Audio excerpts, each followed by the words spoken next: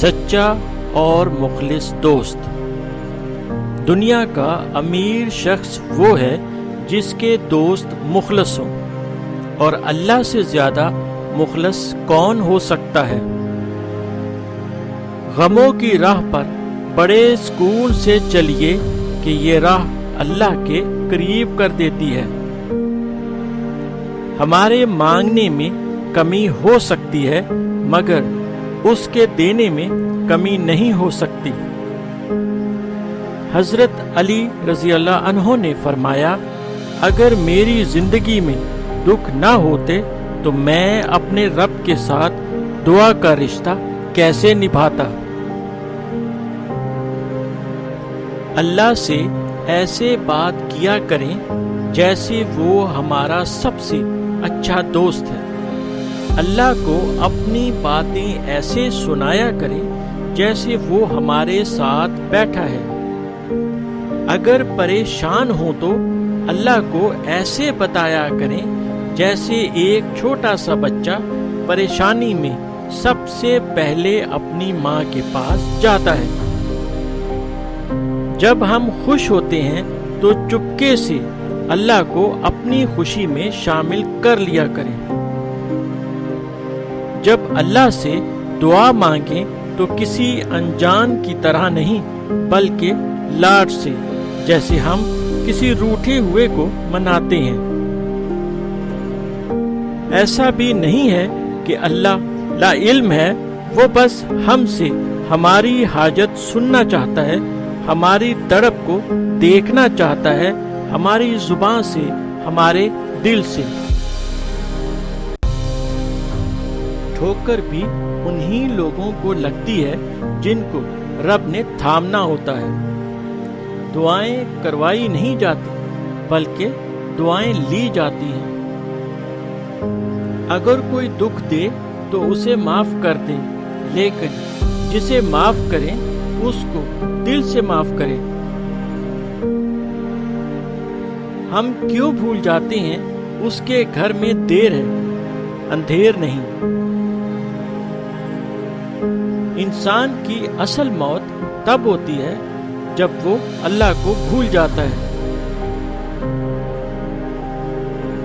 ہوائیں موسموں کا رخ بدل سکتی ہیں اور دعائیں مصیبتوں کا۔ بھروسہ رکھو اللہ پر، وہی بہترین کرنے والا ہے۔ ذرا سی دیر لگتی ہے مگر وہ رب دے کر ہی رہتا ہے۔ کوئی کتنی ہی ناانصافی کرے، آخر انصاف تو اسی پاک ذات نے کرنا ہے۔ اللہ تو قریب ہی ہوتا ہے، دور تو ہم چلے جاتے ہیں۔ ہم سمجھنے لگتے ہیں کہ اللہ رب العزت ہمیں سن نہیں رہا، ہمارے ساتھ ہوئی زیادتی کو دیکھ نہیں رہا، حالانکہ اسے تو پل پل کی خبر ہے۔ اللہ رب العزت ہر بات کا، ہر زیادتی کا جواب دیتا ہے، اور اس کا جواب جب آتا ہے تو سوال ختم ہو جاتے ہیں۔ مگر جواب بس تب دیتا ہے جب ہم کسی کی زیادتی پہ صبر کر لیتے ہیں، جب ہم خاموش ہو جاتے ہیں۔ ہاں، وقتی طور پر ہمیں اس کی مصلحتیں نہیں سمجھ آتی، لیکن وقت گزرنے کے ساتھ ساتھ سب سمجھ آنے لگتا ہے۔ اللہ نہ سمجھ میں آ سکتا ہے اور نہ تصور میں لایا جا سکتا ہے۔ اس کی رحمتیں، اس کا غضب ہی اس کی پہچان ہے، اور سب سے بڑھ کر یہ کہ اس کی محبت کی کوئی مثال نہیں۔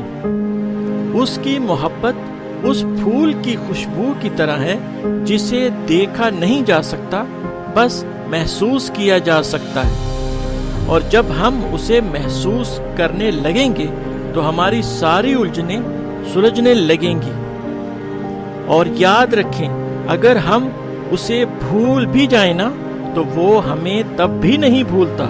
قرآن کریم میں اس رب کائنات کی محبت کے بارے میں پڑھیں تو عقل دنگ رہ جاتی ہے، اور انسان بے اختیار پکار اٹھتا ہے، یا اللہ اتنی محبت مجھ سے، یا اللہ میں اس قابل نہیں۔ اور بے شک جب وہ راضی ہو جاتا ہے تو ساری کائنات جھولی میں لا کر رکھ دیتا ہے۔ جب اللہ کسی سے ہمیں محروم کرتا ہے تو اس سے دگنی ایسی ہزاروں نعمتوں سے نواز دیتا ہے جس کے ہم قابل بھی نہیں ہوتے، تو پھر بس ہم راضی ہو جائیں، کیونکہ موج سے صبر مانگتے ہیں اور تقدیریں شکر کرنے والوں کی بدلتی ہیں۔ ہم نے جس محبت کو چنا تھا وہ درد اور آزمائش سے زیادہ کچھ بھی نہیں تھی۔ اب ہم دیکھیں گے کہ جس محبت کو اللہ نے ہمارے لیے چن رکھا ہے وہ دنیا کی تمام محبتوں سے زیادہ پاکیزہ اور پرسکون ہوگی، بس ہم راضی ہو جائیں گے۔ ہمیں اگر وہ محبت نہیں مل سکی جس کا انتخاب ہم نے کیا تھا تو ہم اب اس محبت کا انتظار کریں جسے اللہ نے ہمارے لیے منتخب کیا ہے۔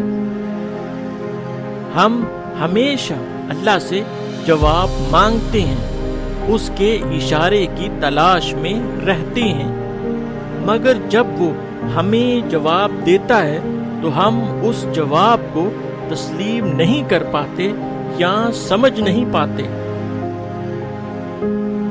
اللہ ہمیں اس شخص کی حقیقت دکھا کر اسے ہم سے دور کر دیتا ہے، ہم پھر کیوں اس کے پیچھے بھاگتے ہیں؟ جب وہ ہمیں کسی شخص کے ذریعے تکلیف دے کر بتاتا ہے کہ پیچھے ہٹ جاؤ، تو ہم کیوں زبردستی اسی انسان کو خود پر مسلط کرتے ہیں؟ ہاں، اللہ برے کو بہتر بنا سکتا ہے، مگر اس کا مطلب یہ نہیں کہ ہم اس کے فیصلوں میں اپنی ضد لے آئیں۔ ہر چیز کا اللہ نے وقت مقرر کر رکھا ہے، اور جنہیں وہ ہم سے دور کر دیتا ہے ان کا پاس رہنا ہمارے حق میں بہتر نہیں ہوتا۔ ہم اس کی مصلحتیں کبھی نہیں سمجھ سکتے، مگر وہ جانتا ہے کہ ہمارے حق میں کیا بہتر ہے اور کیا نہیں۔ ابھی بھلے ہی ہمیں لگ رہا ہو کہ ہمارے ساتھ ظلم ہوا ہے، مگر وقت ہم پر ساری حقیقتیں عیاں کر دے گا، اور پھر ہم ان واقعات کے رونما ہونے کا شکر ادا کریں گے جن کے ہونے کی ہم دعا کیا کرتے تھے۔ کچھ لوگوں سے اللہ بہت پیار کرتا ہے، انہیں گناہ کرنے سے روکے رکھتا ہے، کیونکہ وہ نہیں چاہتا کہ دوزخ کی آگ انہیں چھوئے۔ شاید وہ چنے ہوئے لوگوں میں سے ہوتے ہیں۔ دعا ہے اللہ باری تعالیٰ سے کہ مجھ سمیت میرے والدین، بہن بھائیوں اور مجھ سے محبت کرنے والوں اور اس ویڈیو کو سننے اور دیکھنے والوں کو ان چنے ہوئے لوگوں میں شامل فرما دے۔ آمین ثم آمین۔ ایک سوچ تسنیم کے ساتھ۔